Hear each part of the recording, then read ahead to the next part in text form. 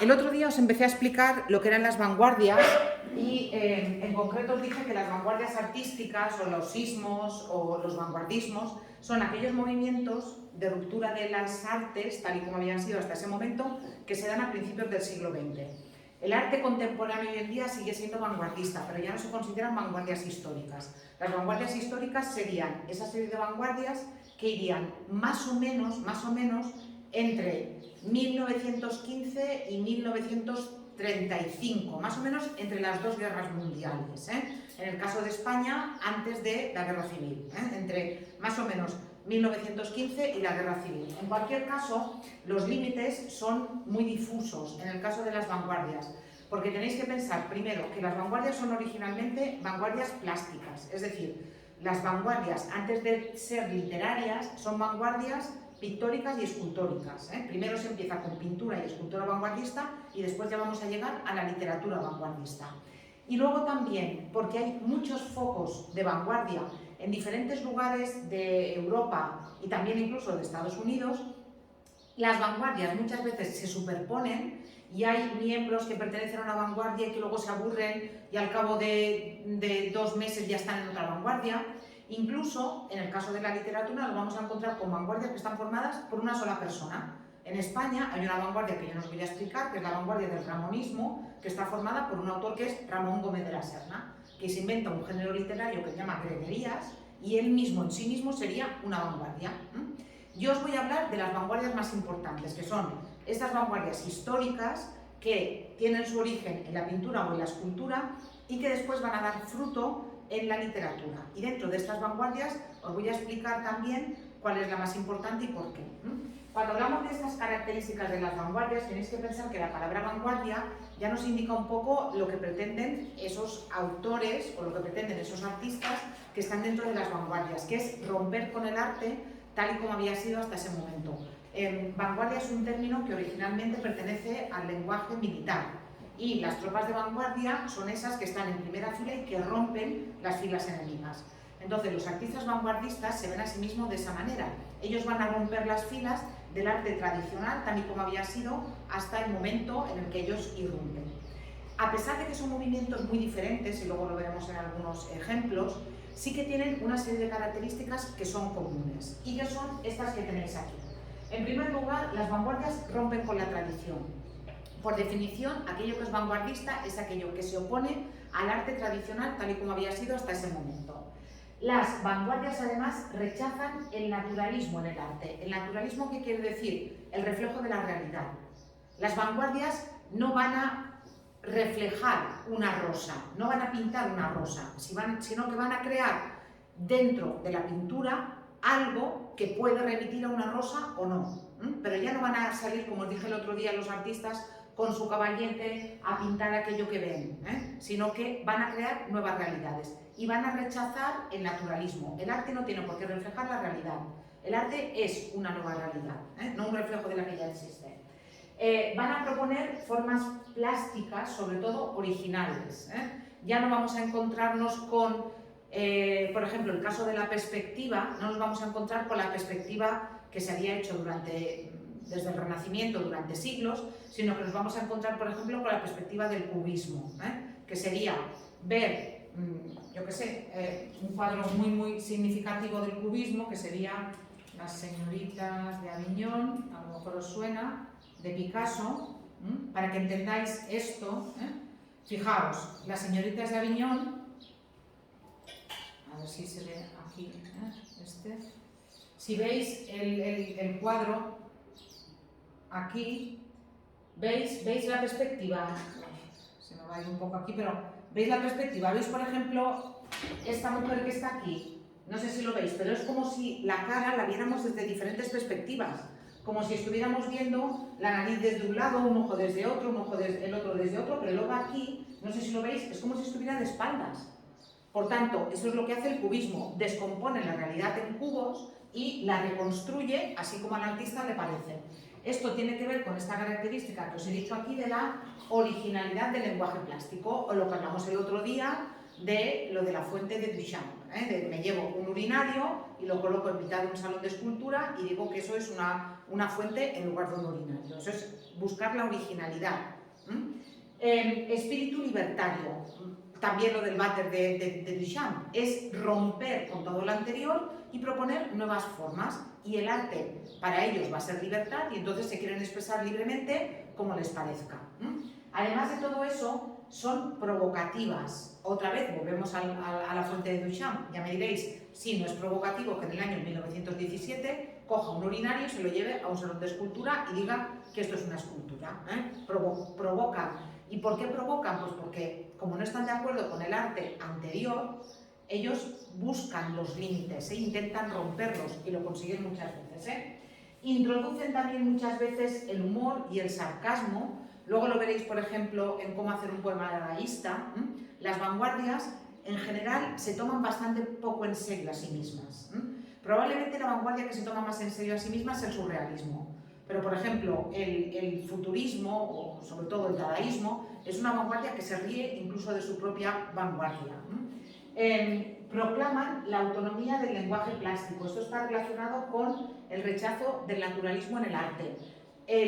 La obra de arte no tiene que reflejar lo que se ve, sino que la obra de arte es válida en sí misma, sin tener en cuenta cómo refleja de bien la realidad. Por tanto, el lenguaje plástico es autónomo, incluso podemos crear nuevos lenguajes plásticos. Ya no es necesario que la pintura sea, por ejemplo, solamente de una dimensión, sino que nos vamos a encontrar, por ejemplo, con el collage de los pintores cubistas.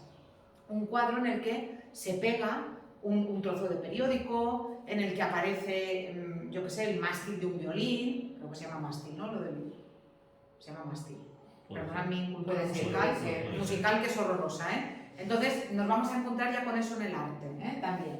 Además de todo eso, las vanguardias se justifican por medio de manifiestos. Se reunían allí 4 replegats, no me sale una palabra mejor en castellano, y decidían que ellos estaban hartos de las vanguardias que existían en ese momento, ya os digo del arte tradicional, iban a crear una nueva vanguardia y hacían un manifiesto, escribían un documento donde decían: nosotros somos la vanguardia tal, nuestra característica es esta y nos oponemos a todo el arte anterior.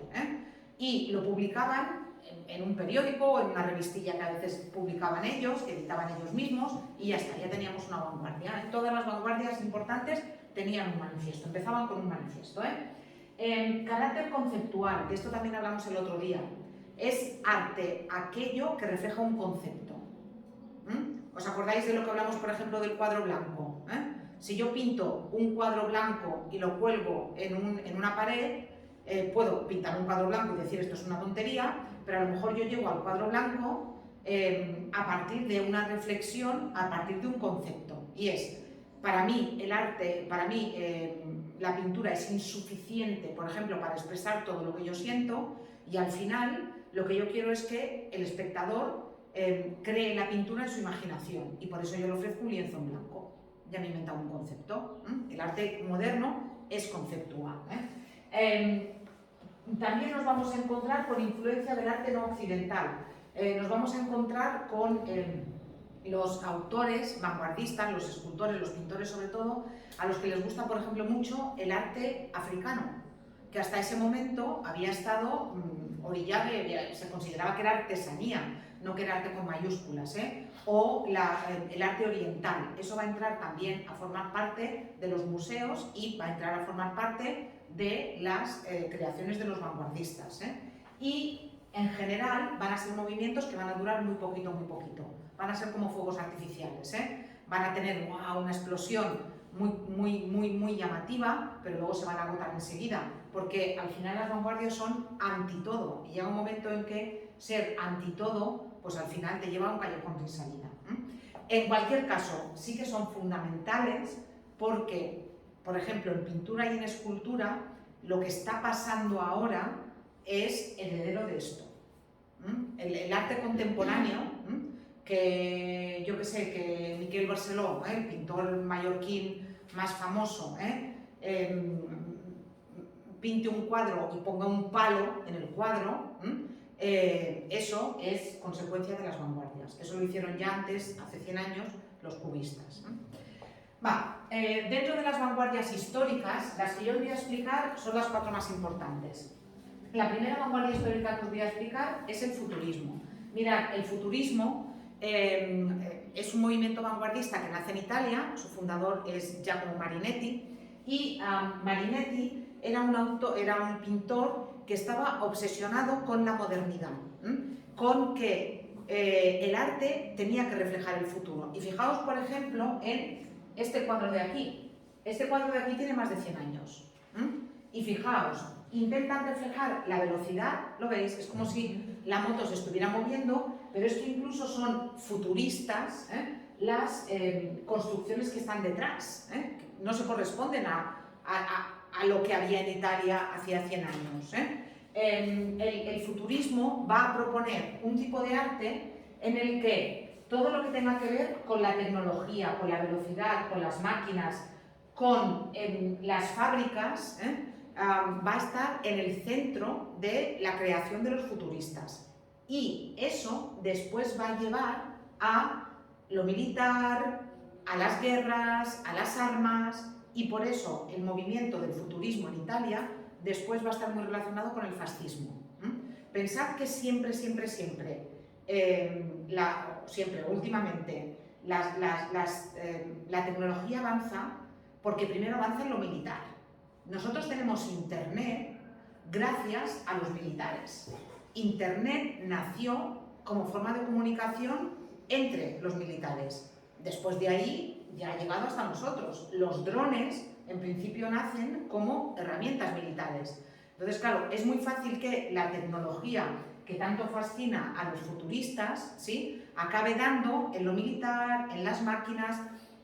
El futurismo es una vanguardia, en fin, que ya os digo, que sobre todo en Italia está muy ligada a esos movimientos totalitarios y por eso hoy en día pues es una vanguardia de estas que, en fin, se toma con muchísima precaución. En cualquier caso, dentro de la literatura, lo que proponen son poemas como este. Esto es un poema futurista. No es un cuadro, es un poema futurista. Y me diréis, ¿y cómo se lee esto? No se lee, no se lee. Es un poema en el que se ha destruido por absolutamente la sintaxis, se han sustituido los signos de puntuación, en este caso por imágenes o por formas.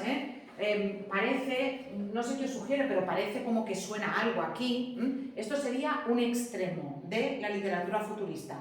En el caso de la literatura en español, no se llegan a estos extremos, pero sí que nos vamos a encontrar con poemas futuristas en algunos autores de la generación del 27, a los que, por ejemplo, les fascina la bombilla. La luz eléctrica, pensad que estamos hablando de una época en la que empieza a haber luz eléctrica en algunas casas. Imaginaos lo que era vivir a oscuras y luego de repente que le dieras un botoncito y que se hiciera la luz.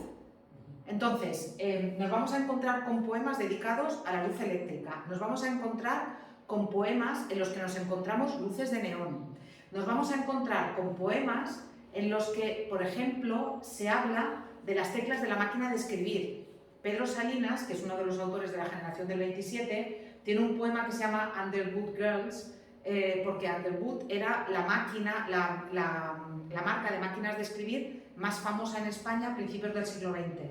Entonces, ¿os acordáis de cómo funcionaban las máquinas de escribir? Que le dabas a la tecla y luego salía la pata aquella. Vale, pues a él le recuerdan a las chicas que bailaban cancano en los cabarets y por eso las teclas las compara con las chicas. Entonces hace un poema maravilloso, futurista, en el sentido de que está hablando de una máquina de escribir. Ya os digo, no importa llegar a estos extremos para tener poemas que demuestran esa fascinación por la tecnología y por lo que viene. Mejores resultados en la literatura da el cubismo. El cubismo sería la vanguardia que en la pintura lo que propone es descomponer la realidad en cubos y después recolocarlos, pero que no estuvieran ordenados. Imaginaos, seguro que tenéis, o habéis tenido en casa, estos rompecabezas que son de cubos. Que un puzzle, pero de estos de cubos, que cuando no los ordenas bien, te sale eso, te sale como diferentes perspectivas. Pequeños. Efectivamente, pues eso es lo que, por ejemplo, se ve en Las señoritas de Aviñón, en ese cuadro tan famoso de Picasso con el que se considera que empieza el cubismo. Las señoritas de Aviñón, que es este cuadro que os he enseñado antes y que ahora no sé por qué aquí no se ve entero, ¿sí? Aquí lo veis, Las señoritas de Aviñón, además, están reflejando una realidad. El carrer Aviñón de Barcelona era la calle donde estaban las prostitutas en la época de... Y lo que está reflejando aquí ya no está reflejando mujeres de clase alta, sino que está reflejando unas jóvenes prostituidas, unas mujeres prostituidas. Y lo refleja de esa manera. Si veis el cuadro está como cortado y luego puesto de una manera con la que ya se rompe con la perspectiva. Eso en el cubismo pictórico, también va a llegar a la técnica del collage, y aquí nos encontraríamos ya, por ejemplo, con un poema que es un poema cubista porque utiliza esta técnica del collage, ¿lo veis? Como si recortáramos diferentes textos y los colocáramos de esta manera, pero lo mejor que da el cubismo es el caligrama en la literatura. ¿Qué es esto? ¿Qué son los caligramas? Los caligramas son composiciones poéticas que, en lugar de utilizar las estrofas y los versos de forma tradicional, lo que hacen es dibujar con los versos aquello que el poeta está contando. Evidentemente, esta es una Torre Eiffel, porque esto es un poema que habla de París. Este poema, que es de Guillaume de Apollinaire, se llama La paloma apuñalada y el surtidor, porque aquí lo que veis es una paloma que tiene un tú en mitad del pecho, que es como si fuera un puñal, y aquí lo que se ve es una fuente. ¿Lo veis? Esto es una traducción de este poema. Pero el caligrama, repito, el caligrama está relacionado con la literatura cubista y es una de las manifestaciones más claras del vanguardismo. Ya no es necesario que el poema esté escrito como había estado escrito siempre, sino que podemos jugar con la disposición de los versos. Luego nos vamos a encontrar, por ejemplo, poetas del 27 que, por ejemplo, Gerardo Diego tiene un poema que se llama El Columpio, y en lugar de colocar los versos uno debajo de otro, coloca un verso aquí, un verso aquí, un verso aquí, un verso aquí, un verso aquí, un verso aquí, y parece, cuando tú lees el poema, que te estás columpiando con los versos. Entonces, es una forma de romper con el poema tal y como había sido hasta ese momento y convertir el poema en algo que está a medias entre la literatura y la pintura o las artes plásticas. Y llevado también a su extremo, acaba dando la poesía visual. ¿Os suena, Joan Brossa?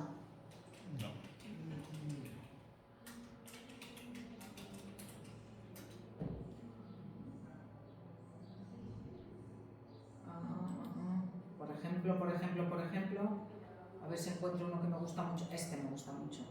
Este poema visual me encanta. Este es un autor catalán, contemporáneo.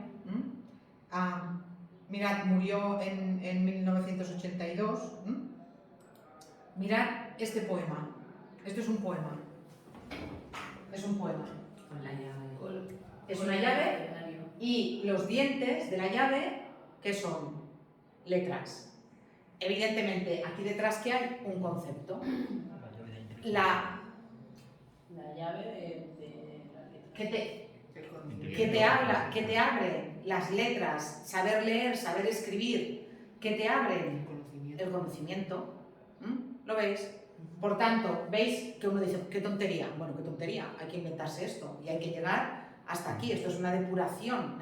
Esto es, además, mucho más efectivo que decir las letras, saber leer y escribir, te abren todas las puertas. No, aquí con muy poquito dices mucho. Esto sería la evolución del caligrama, ya os digo, mucho más contemporáneo.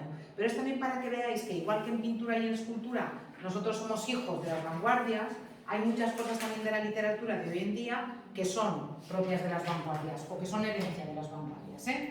Venga, la vanguardia más salvaje de todas, la vanguardia más rompedora de todas es el dadaísmo.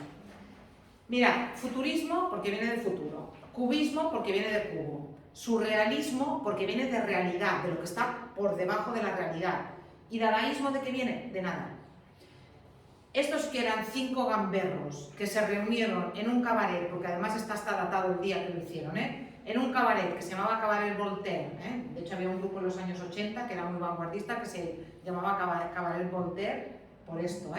Se reunieron en este cabaret en la ciudad suiza de Zúrich y decidieron crear una vanguardia que fuera la vanguardia más rompedora y que a la vez fuera la antivanguardia. O sea, querían romper con todo el arte, incluso con el arte vanguardista y con su propio arte. Cuando la tienen que bautizar, claro, empiezan a jugar y ¿cómo le podemos llamar? ¿Cómo le podemos llamar? Empiezan a jugar tal y uno ya está, dadaísmo, ya tenemos el nombre de la vanguardia. Y es la vanguardia que propone negarlo todo. De ahí sí que van a surgir diferentes vanguardias, o de la evolución del vanguardismo, después van a salir diferentes manifestaciones, pero por ejemplo, anunciaban hoy gran exposición dadaísta en la sala tal de la calle tal a las 8. Resulta que la primera persona que entraba por la puerta de la sala tal, la calle tal, a las 8 de la tarde, la ponían en mitad de la sala, le ataban 4 cuerdas y ya tenían una escultura dadaísta. Cuando esa persona se rebelaba y decía, no, que ya está bien, ¿qué tal? Todo eso formaba parte después de la performance, todo eso formaba parte después, porque claro, ellos, no, tú tienes que aguantar aquí, no, que me quites la cuerda, no sé qué tal.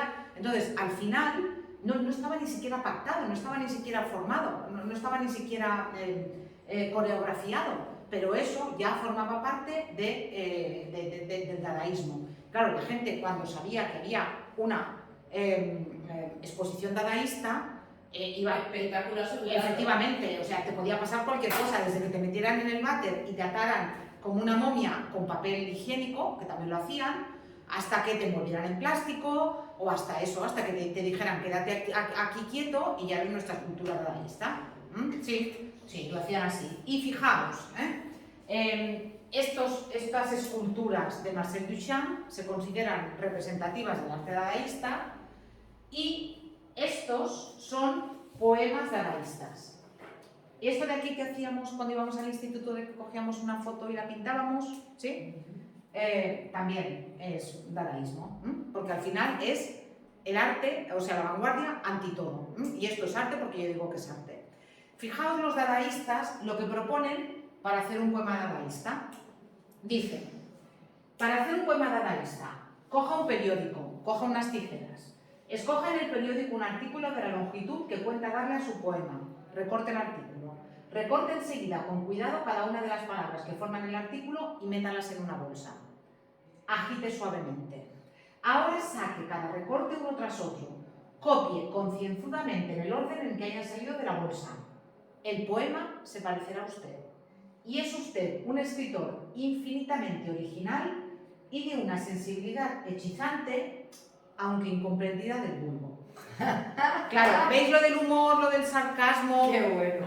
Esto no es literatura, esto no es un poema. Perdón, yo soy un poeta y como poeta soy incomprendido y en realidad tengo un genio tan mayúsculo que nadie lo entiende, soy un incomprendido. Ya os digo, es que los vanguardistas se reían, los dadaístas se reían hasta de su sombra, hasta de su sombra. Entonces, ¿da buenas manifestaciones literarias el dadaísmo? No, porque al ser una vanguardia tan radical y tan rompedora, imaginaos, si escribís poemas dadaístas así, yo esto lo he hecho con alumnos, cuando en el instituto estábamos allí que teníamos horas, hacíamos cosas de estas. Claro, lo que te sale es algo que no tiene ningún sentido, porque de repente te sale un verbo, un artículo, un pronombre, un no sé qué, nada, sin ningún tipo de relación, pero este era un poema vanguardista, para los dadaístas lo era. La vanguardia que da mejores resultados en la literatura es esta, que probablemente os suene, que es la vanguardia del surrealismo. El surrealismo sí que da muy buenos resultados en el caso de la poesía española, sobre todo en la generación del 27. Pensad que el movimiento que va a venir a continuación después de las vanguardias, que es la generación del 27, va a ser la primera generación literaria en la literatura española que no se va a alzar contra el movimiento anterior. No va a decir la literatura anterior es un horror y nosotros sí que somos la literatura moderna, sino que los de la generación del 27 lo que van a hacer es coger todo lo anterior que les gusta y lo van a combinar y van a hacer una mezcla entre tradición y vanguardia que va a resultar en la generación literaria más genial que ha dado nunca jamás la literatura española. Y a los autores del 27 les encanta el surrealismo. De hecho, todos los autores de la generación del 27, menos Pedro Salinas, que es el mayor, y entonces él mismo reconoce que ya le pilla un poco mayor esto del surrealismo, todos los autores del 27 tienen como mínimo una obra surrealista.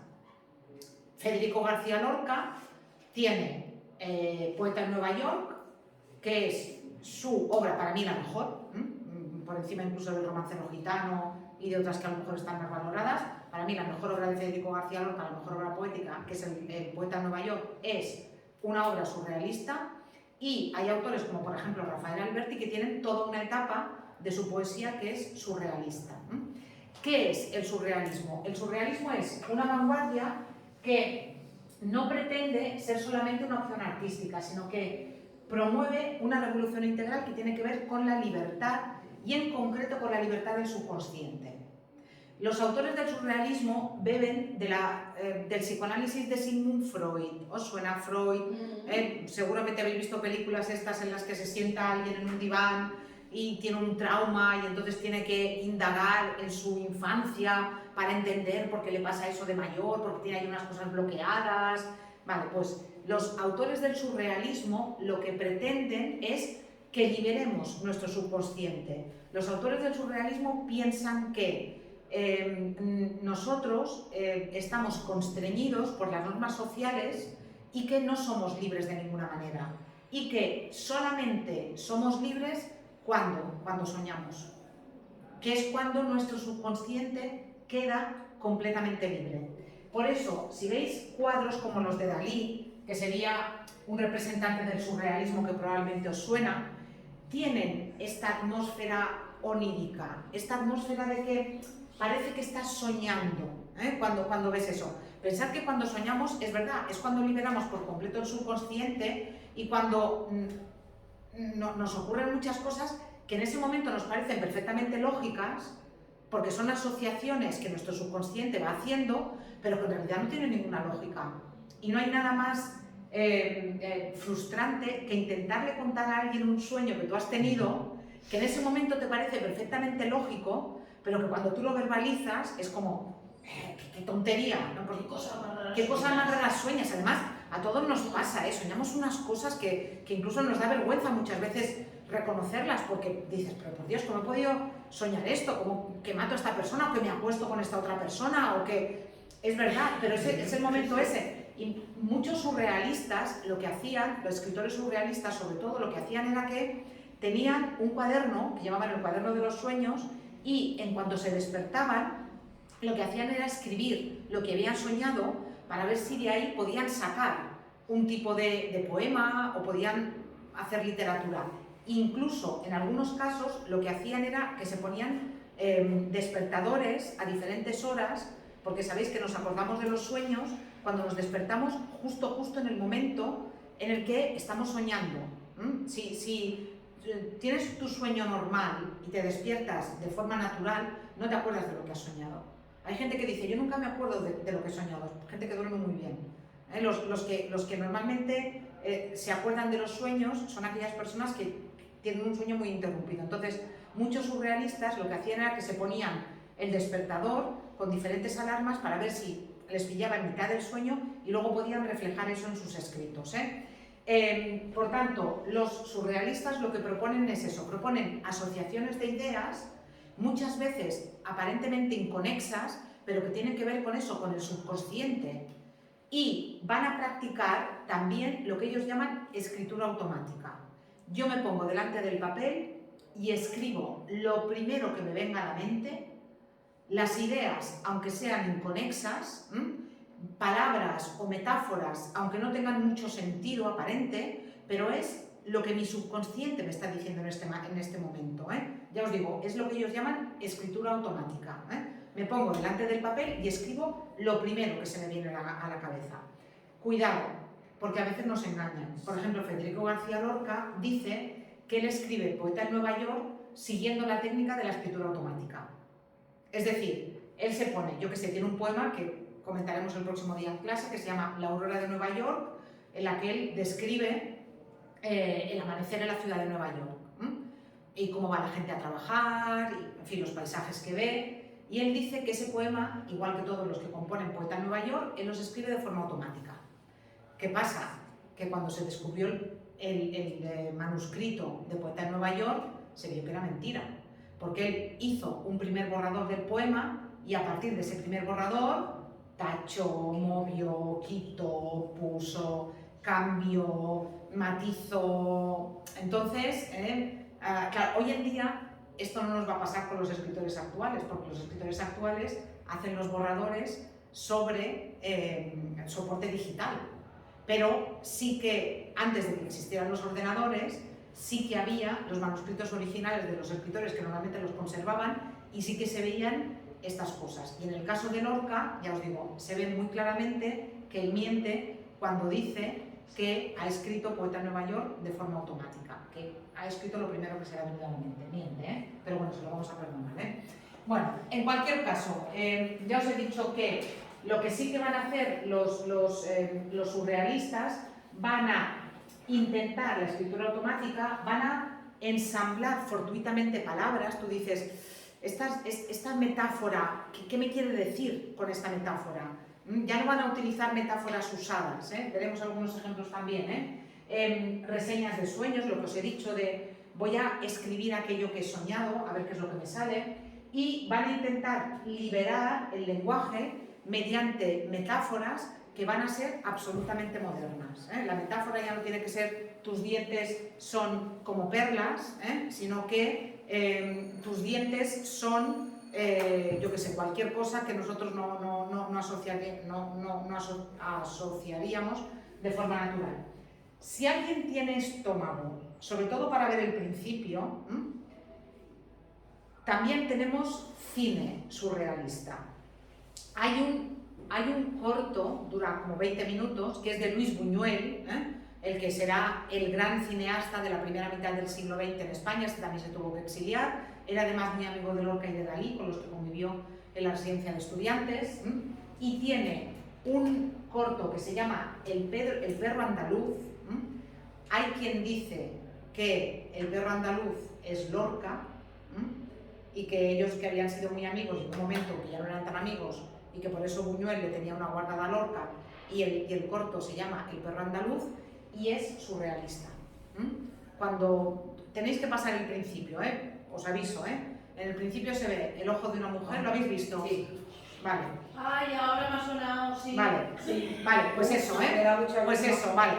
Cuando saltéis eso, luego el resto es como no entiendo nada, no sé qué está pasando, pero es surrealista. Es como Buñuel ha intentado rodar un sueño. Y claro, por eso lo que nos cuenta en el corto no tiene ningún sentido, como tienen sentido los sueños. Va, con esto termino las vanguardias. El próximo día veremos la generación del 27 y leeremos algún texto del surrealismo para que veáis cómo se manifiesta luego esto en la literatura española.